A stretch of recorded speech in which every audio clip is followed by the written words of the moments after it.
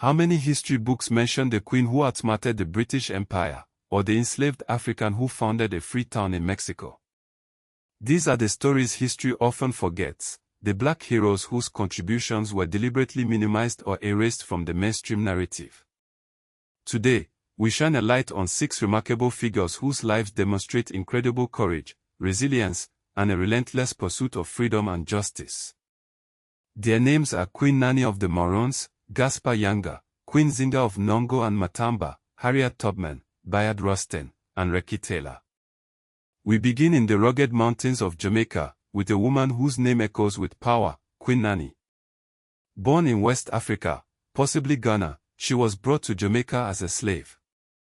But Nanny refused to be defined by enslavement. She escaped and became the leader of the Windward Marons, communities of formerly enslaved Africans who had established free settlements in the island's inaccessible interior. The British colonial forces were constantly trying to destroy these communities. Queen Nanny was not only a leader but a brilliant military strategist. Oral tradition credits her with masterful guerrilla warfare tactics. She and her warriors used drum communication, camouflage, and their deep knowledge of the Blue Mountains to outmaneuver the British. The Maroon fighters were incredibly mobile, disappearing into the dense foliage after striking blows against the colonizers. Nanny's leadership was instrumental in forcing the British to negotiate treaties with the Maroon communities in 1739 and 1740, effectively recognizing their autonomy. In 1975, Jamaica declared Queen Nanny a national hero, but her story remains largely unknown outside of the Caribbean. Now we travel across the sea to Veracruz, Mexico, centuries ago. Here, we find Gaspar Yanga, an African man believed to have been of royal lineage from Gabon or Central Africa. Enslaved and brought to New Spain, he escaped and formed a Maroon community in the mountains. Yanga's settlement became one of the earliest free black towns in the Americas. For decades, Yanga led his people in resisting Spanish authority. The Spanish found it increasingly difficult to control the region. Finally, in 1609, they agreed to recognize the settlement's autonomy under certain conditions. This was a rare instance of colonial compromise with formerly enslaved Africans. Today, the town of Yanga, Veracruz, stands as a testament to his courage and leadership. But how many people know that one of the first free black settlements in the Americas was in Mexico, not the United States? Our next hero takes us to Angola, in Southwest Africa. Queen Nzinga was a 17th century ruler of Ndongo and later Matamba. She was a brilliant diplomat and military leader who resisted Portuguese colonial expansion and the slave trade. When negotiating with Portuguese officials in 1622, Nzinga famously refused to sit on a subordinate level. When they offered no chair equal to that of the Portuguese delegates, she commanded a servant to kneel for her to sit upon. Nzinga used diplomacy when possible, even feigning Christian conversion to gain leverage. But when treaties broke down, she fought the Portuguese militarily. Her resistance was not just a single battle. It was a decades-long campaign of statecraft against military invasion and slave raiding.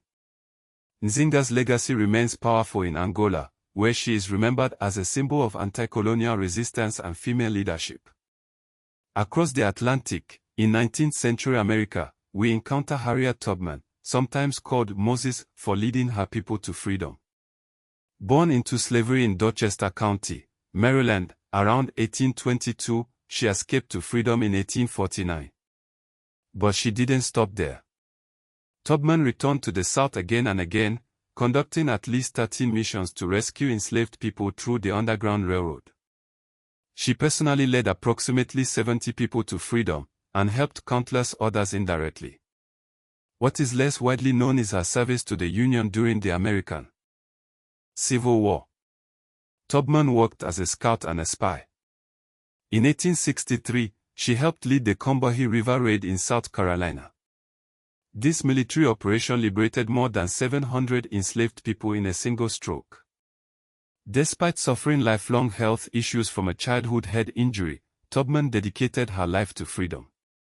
While her story is now more widely celebrated, For decades she was far less central in mainstream historical narratives than her impact warranted.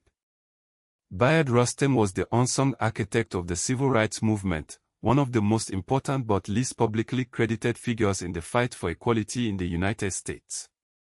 Born in Westchester, Pennsylvania, in 1912, Rustin was a master strategist and organizer.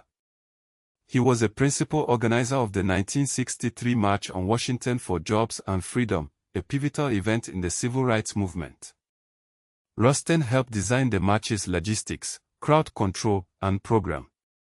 Yet, because he was openly associated with pacifism, socialism, and later LGBTQ identity, his role was often minimized in mainstream accounts of civil rights history.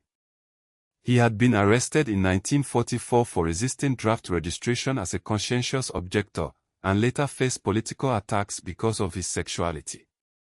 Despite his immense strategic influence, his name was often deliberately pushed to the background. Finally, we turn to Recky Taylor. Her story reveals the intersection of racial and gender injustice in the Jim Crow South. In September 1944, in Abbeville, Alabama, Taylor was abducted and raped by 6 white men.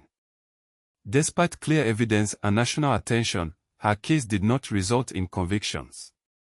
The campaign around her case, led by black activists and the NAACP, connected black women's lived experiences of sexual violence to broader demands for justice. Rosa Parks was involved in organizing around Taylor's case before she became globally famous for the Montgomery bus boycott. Taylor's case is now recognized as a crucial precursor to the civil rights movement, yet her name remained largely unknown for decades.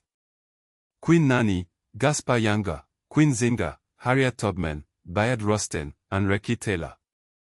These are just a few of the many black heroes whose stories deserve to be told and remembered. They demonstrate that resistance to oppression takes many forms, and that the fight for freedom and justice is a continuous struggle. By amplifying their voices, we can gain a richer, more complete understanding of history, and honor the legacies of those who paved the way for a more just world. Exploring these people's stories isn't just about the past. It's about understanding the present and fighting for a future where everyone's contributions are recognized and valued. Their legacies continue to inform modern discussions about Afro-descendant identity, anti-colonial resistance, and the ongoing pursuit of equality and justice around the world. They are reminders that the fight for freedom is never truly over.